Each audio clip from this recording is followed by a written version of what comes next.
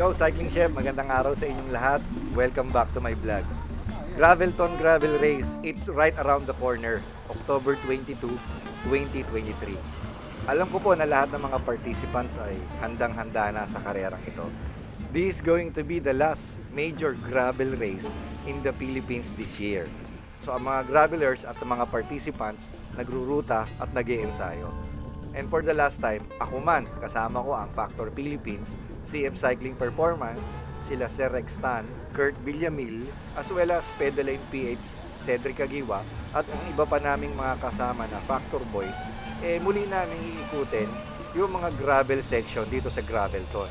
We are going to ride the 100 kilometers as well as the 60 kilometers route. Kasi alam naman natin, paiba-iba ang condition, lalo na paiba-iba yung weather. As I have mentioned dun sa last vlog ko, kapag totally it's very sunny, maaari yung first section na lahar as well as the last section, magiging loose yung mga buhangin. Pero kung magiging maulan naman, gaya ng mga nakaraan, magkakaroon ng mga mapuputik na section at magkakaroon ng ilang parts na lulubog sa tubig. So ito, bisitahin natin 100 kilometers, kasama ko si Kurt Villamin at sila Rexta naman, ikutin naman nila yung 60 kilometers.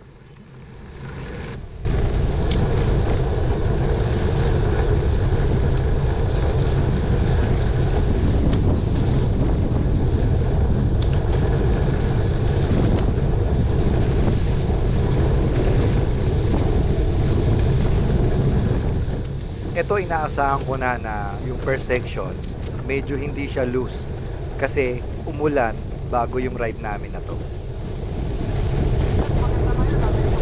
Oo, kasi moist. Baka umambong kagabi.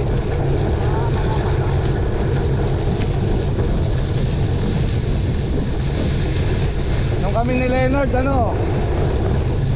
tawag yan, loose. Detour tayo, detour. Okay, in this part, dun sa ilalim ng Orange Bridge, yung dating sinasampahan natin, hindi tayo dun makakadaan. Meron na siyang barrier, kaya ang gagawin, didiretso na lang po tayo, tapos dadaan pa rin tayo sa ilalim ng Orange Bridge, kasi meron na siyang harang.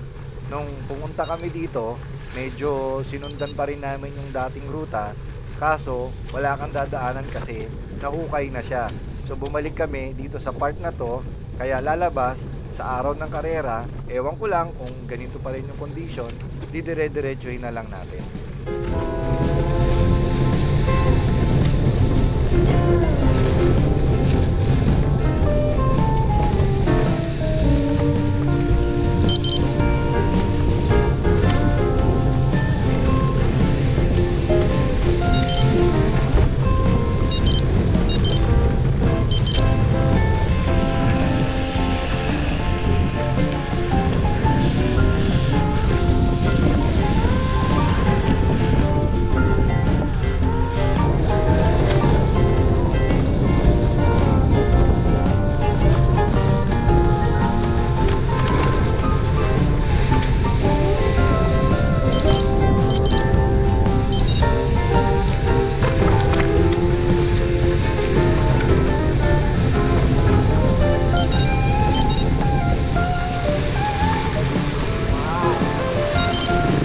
Pakilabas ko.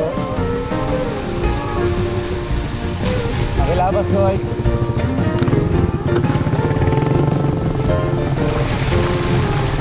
Kailangan mag-video ko kayo. Kailangan mag-video ko kayo.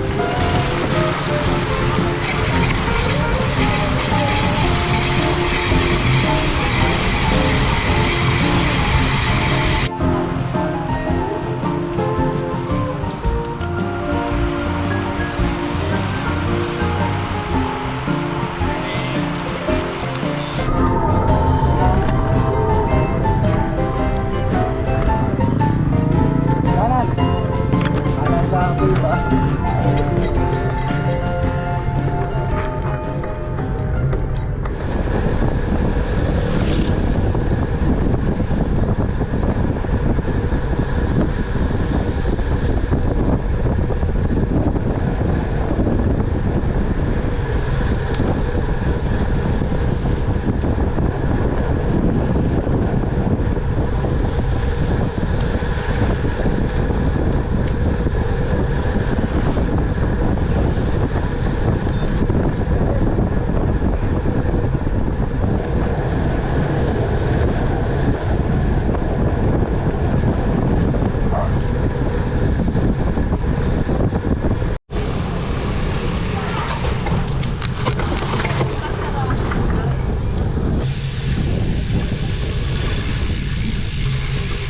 Mali yan, mali.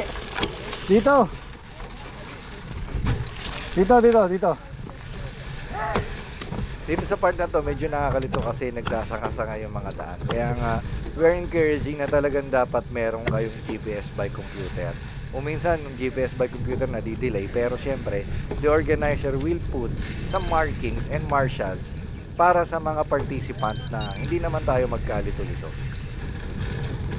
Dito naman po sa part na ito ng Banban Tarlac, medyo ingat lang tayo kasi the last time na dumaan kami rito, napakaraming bubog. Hindi natin makokontrol kasi may mga taong nagtatapon ng basura dito. Tapos mayroong mga basag na bubog, mga basag na bote. Kaya ingat tayo mga kapadyak. Ay, daming bubog! Bubog!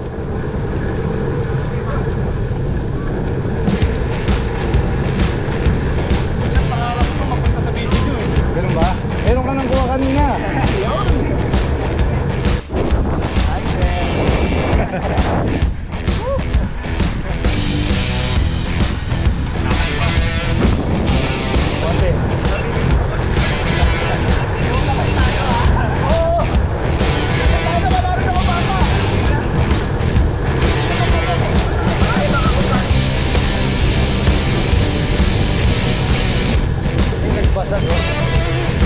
Nagbasag.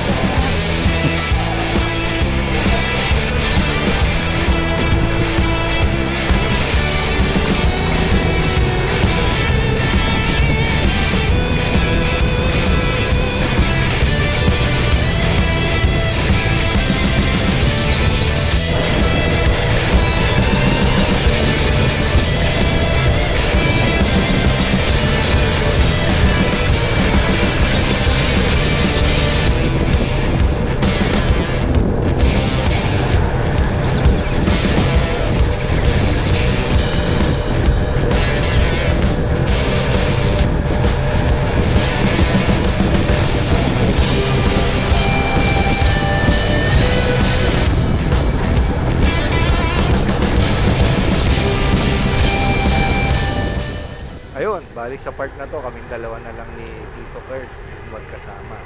Kaya ako na lang ang kanyang aapihin dito. Kawawa naman ako mag-isa. Basta ang goal ko lang naman, ma-guide ko siya dun sa plus 30 kilometers ng ruta, dun sa labas ng NCC, Kapas Tarlac. Tapos, bahala na siyang makauwi kasi alam naman niya yung 60 kilometers eh. Ihatid ko lang siya makabalik sa NCC dun sa merging point ng 60 at 100. Tapos bahala na siya.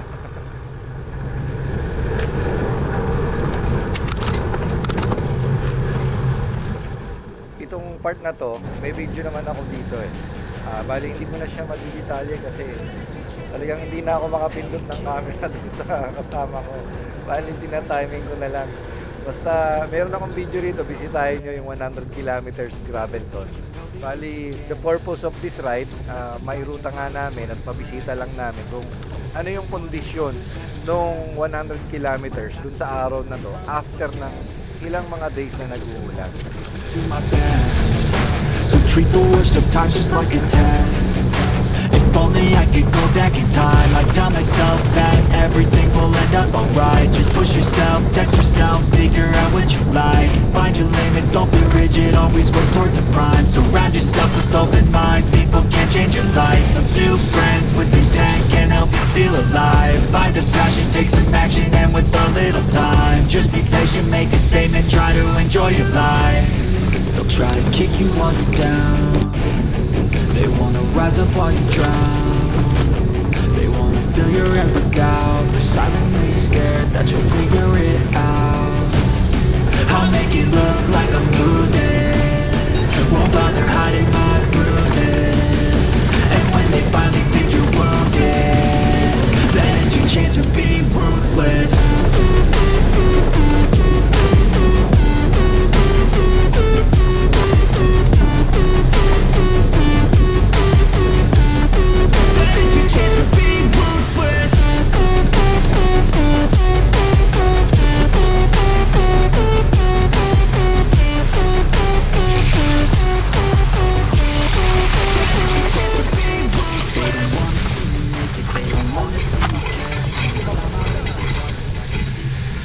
Matindi to. Jeno, wala kang ibang dadaanan. Ito talaga lubog. Umulan kasi.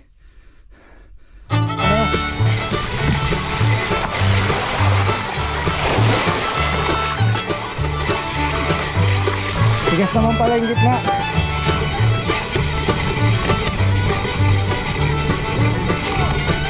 Malalim dyan. What? Wala naman akong choice eh.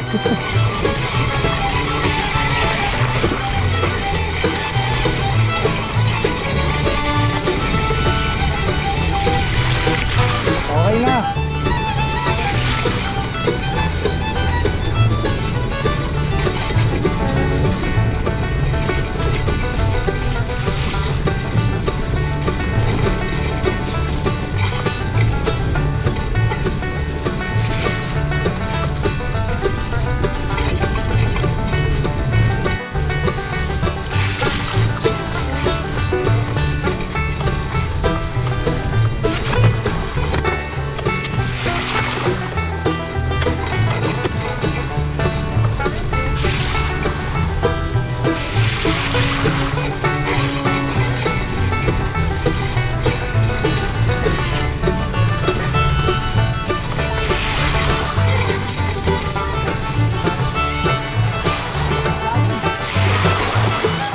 Doon ako dumadaan sa dinadaanan niyo. Doon ako dumadaan sa mga dinadaanan. Yan. Oo, wala na doon. Ngayon, malaki ng kalsado dyan.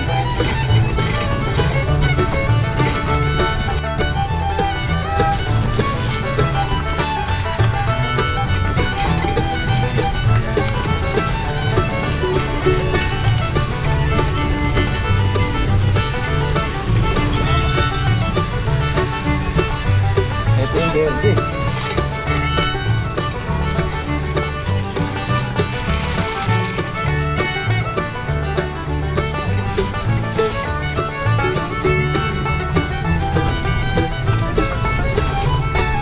Bilib ako sa Pathfinder.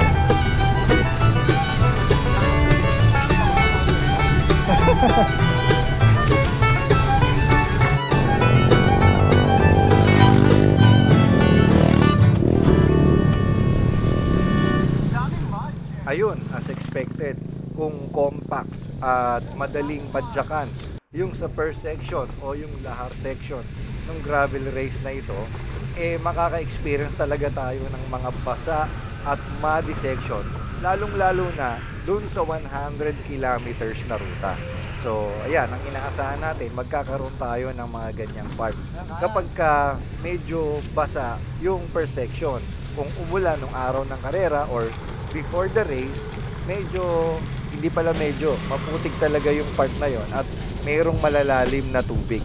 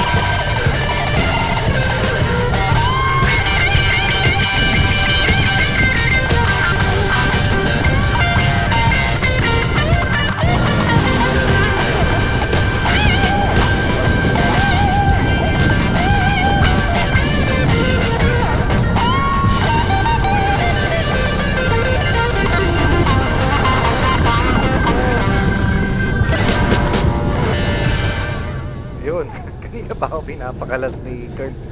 Eto, papasok na uli kami ng area ng NCC. Bali, magme-merge na po dito.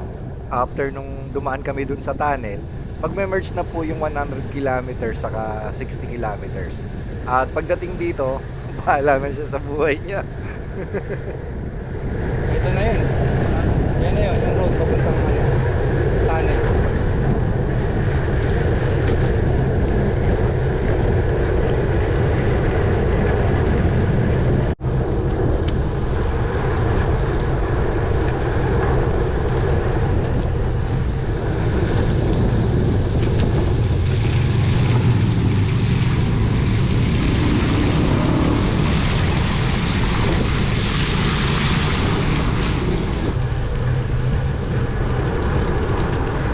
Ano dito? Ano ka na? Kasi madadamay ka sa tagal ko eh. Oh, ito na nga, ito na. Kaya mo na yun eh. Ito pala yan. Oo, yan. Sinasabi ko, yan na mag-edit ko.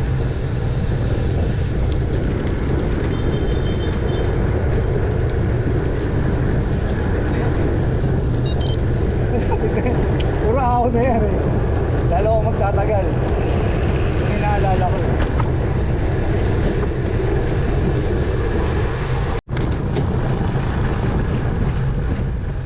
Yun, sa part na to, bali dito na kami magkakahiwalay ng tuluyan ni Kurt. Bali, kanya-kanya na kami rito.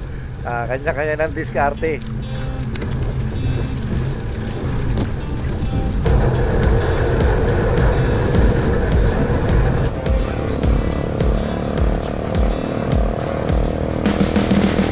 You can see the writing on the pavement. Young kids, they're growing up in basements. Okay guys, dito ko natatapusin itong vlog na to. If you want the full 100 kilometers, puntahan nyo na lang. Ilalagay ko yung link sa description box. Ilalagay ko rin sa right corner ng screen yung vlog namin na 100 kilometers. Ilalagay ko na rin yung 60 kilometers para mag-guide kayo doon sa upcoming October 22 Gravelton Gravel Race. If you like this content, please give it a thumbs up. At kung hindi pa po kayo nakasubscribe, don't forget to subscribe mga kapadya. Ride safe, eat healthy. God bless you all. Cycling Chef po. Good luck po sa lahat ng mga sasali sa Gravelton.